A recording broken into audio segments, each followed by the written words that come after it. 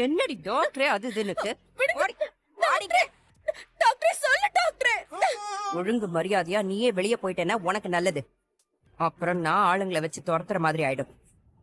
அசிங்கப்படாம போயிடுறியா? சிவாவை சின்ன வயசுல இருந்து நேசிச்சதுனாலதான் அன்னைக்கு அப்படி ஒரு தப்ப பண்ணிட்டாங்க. தண்டனையும் இப்ப அனுபவிச்சுட்டு தானே இருக்காங்க. என்னதான் நீங்க கோவத்துல சொன்னாலும் சிந்து உங்க பொண்ணு இல்லன்னு ஆயிடுமா? செய்ய வேண்டிய முறைதானா மாமா, அதை மட்டும் அவங்க செஞ்சுட்டு போயிட்டுமே.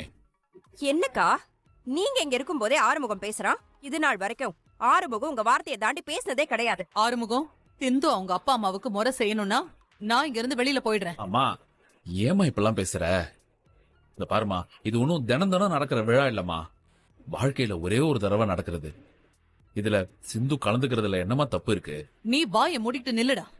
இன்னொரு வார்த்தை நீ பேசுனா அதுக்கப்புறம் நான் இங்க இருந்து போயிடுவேன். நீ ஏமா கோச்சுக்கிற? மாப்பிள்ள மனசு வெள்ளந்தின்னு உனக்கு தெரியாதா?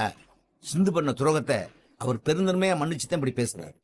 ஆனா அவ எங்களுக்கு செஞ்ச துரோகத்தை நாங்க சாகுற வரைக்கும் மறக்க முடியாது. இந்த சத்யராஜ் ஒரு தடவை முடிவு எடுத்ததேன். சிந்து இனிமே எங்களுக்கு பிள்ளையே கிடையாது.